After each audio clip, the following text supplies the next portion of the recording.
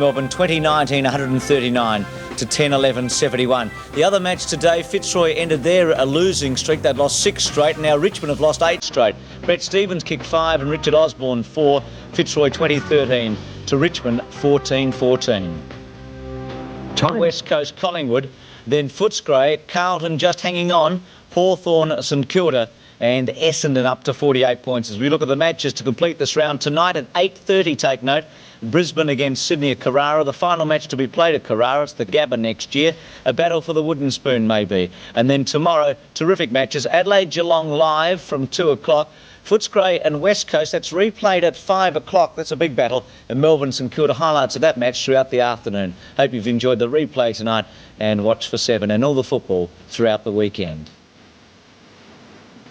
This has been Fly Australian before October 31, and you could win the best competition ever.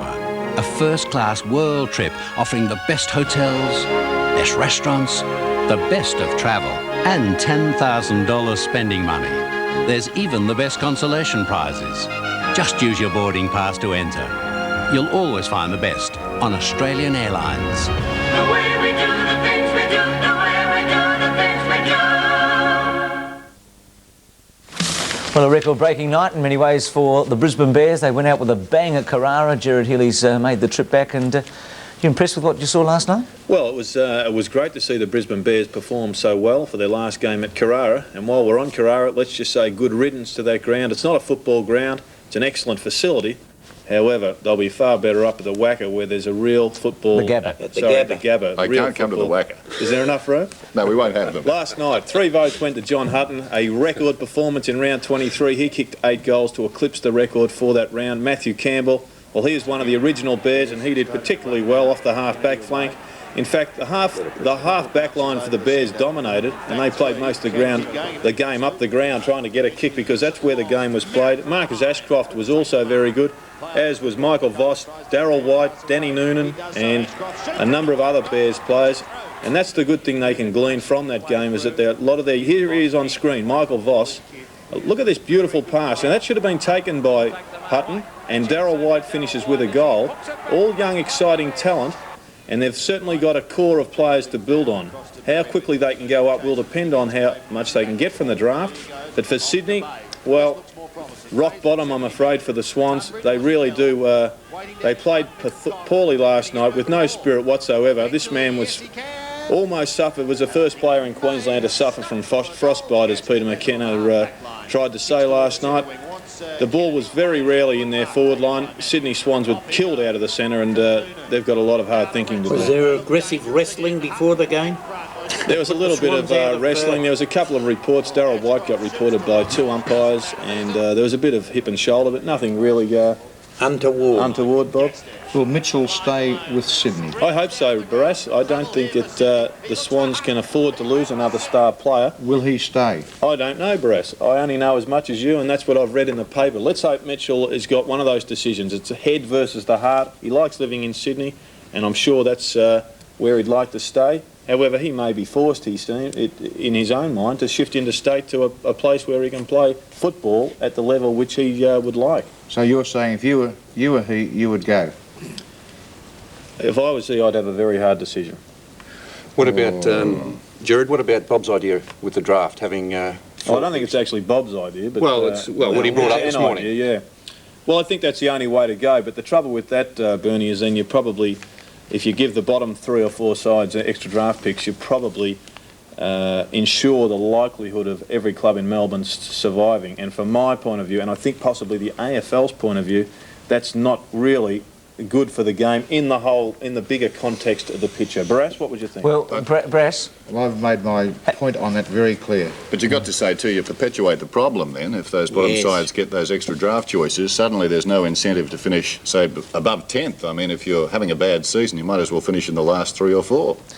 Yeah, I don't think that's ever been a figure in people's motivation for games. Let's leave it for a moment. It's an interesting topic and we could talk about it for hours. When we face it, Bruce, that's when football will go on. Well, there's not a lot wrong with footy at the moment, I reckon. It's been a pretty good year. There's 3 sides on the bottom of the ladder that are non-competitive. Exactly right. There's a lot wrong. Sydney versus Melbourne. Upsetting the boss, Bruce. Yes, Ron. Lovell got 3 votes, Strooper and Viney. Gee, Lovell's had a good year, hasn't he? Those votes from Tim Watson. Ronald Dale, who's a very good judge. McGuan, Stevens and McCarthy, 3-2-1. That was from, that must have been exciting too, Ron, by the way, North Melbourne and Collingwood. And this was exciting. Adelaide and St Kilda, Tony McGuinness, Scott Lee and Chris McDermott were the 3-2-1. They were the progressive votes. Now, at the moment, Simon Atkins, who gets a chance today, Darren Jarman, who has to wait till next week, and Atkins in a great position. Dunstall and Jarman are the 2 men challenging. McGuan can't beat him. There's only 2 men that can beat him and or draw with him, with Dunstall, and they've got 1 more match and Simon's got 2 matches. So if he polls a vote or 2, if he polls 2 today, he's actually got it 1, if you work that one out. Now, that's the progressive votes. Let's have a look at the goals of the week, and Bob and Dennis will do that in just a sec. The goal of the week and the goal of the year are brought to you by BP. BP, on the move. Up they go in ruck, knocked down by man to Crocker. Well, looking at this, I think we got the wrong ones, Bruce, but it's Crocker there, the first one kicking a snap shot on his left boot. A pretty straightforward snap on the left boot, Ron. Yes, excellent. And also, as this kick is here too, it's a fairly simple kick in the finish, but a good solid goal. Tony McGuinness played a sensational game last week for Adelaide against St Kilda. I see the balance there, getting onto the left foot and bombing away from 50 metres. And I think Footscray would love to have him back in their side. And here's just fabulous use of the foot. Definitely played soccer when he was a kid, Peter Dacos. Stephen Kernahan yesterday. Well, this is a very good goal from Kernahan. First of all, takes the mark, plays on very quickly when he sees that Gary Pert's off balance. Gary Pert trips him up. He then regains his balance, Kernahan, and puts it through. Brings it back on the wind. A great goal there to Kernahan. And here's young Sean Smith. Good ground recovery. It's a fine kick. Wouldn't have been too much of the goal space to spear it through, but he succeeded. Very nice kick. And for Essendon again yesterday, Paul Hills, who played a good game on the wing for the Bombers. There's a couple of bounces. You can see where he kicks this ball inside the centre square. So the ball's travelled about 65 metres. A little bit lucky no one was back there to touch it, as it happened on a couple of occasions yesterday, but a good long goal to Hills. Well, this is nothing like the length of goal, but great use of age. Just sways past his opponents there, gets in the space, beautiful balance, and again spears through from the boundary line. And one from the Fitzroy-Richmond game yesterday, the former Carlton player, Herman, gets the hand pass out, receives it back, dodges a couple of players, and then a good kick on the left boot there from Herman. And here we see Tricky Dicky here, Richard Osborne. What about hand this? pass over the head, but very ordinary defensive skills by the Richmond player. I was going to That's what mention we're that, saying, Ron. It was pretty ordinary, wasn't it? In the end, a bent ball trick from Dick. And Hutton, who's had a reasonable year for the Brisbane Bears. We see him on the run. A pretty tight angle there from Hutton, and he played a great game there for the Brisbane Bears last night. Well, made a few good goals there.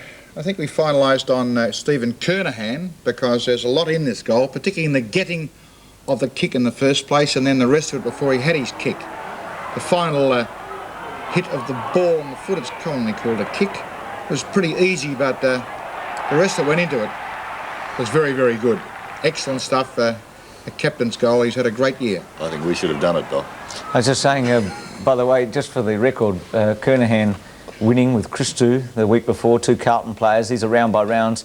Ron played your role there, Bob, and Bernie filled in for Dennis. As we look at the goal kickers, Dunstall with it wrapped up seemingly over Tony Lockett, though who knows, Tony could kick about 20 in any match, but you doubt it today. He's only got 1 more chance. And then Kernahan, Longmire, Salmon, Sumich, Ablett and Osborne. A break marks of the week coming up after this.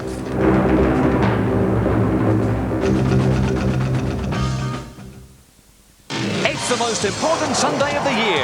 Live, Adelaide, a big influence on the finals, take on #1 Geelong. The Crows' home crowd will make it tougher for Geelong. Plus, from the Western Oval, the battle for the top between Footscray and West Coast. Footscray got creamed last week.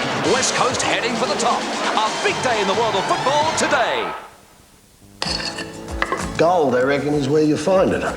But these days you'll only find a pretty flash nugget like this in one place. Right here.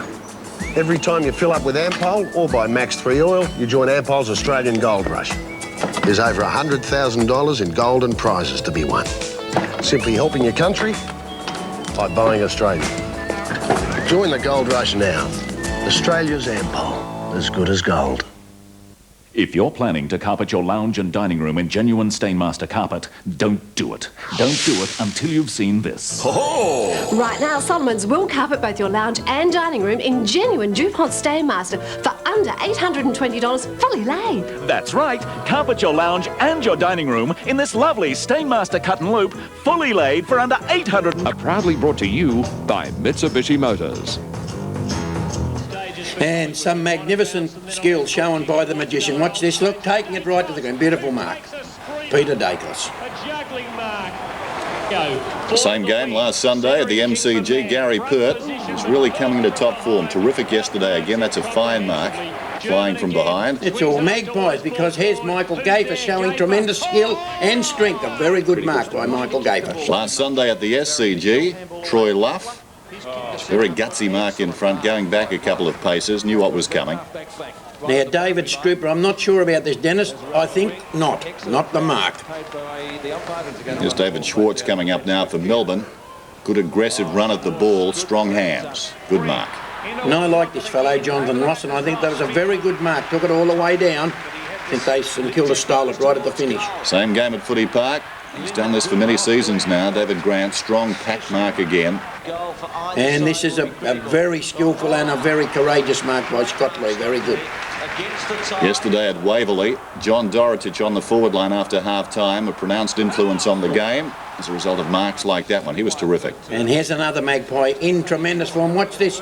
Oh, the old Bass boy, Michael McGuan. Beautiful mark.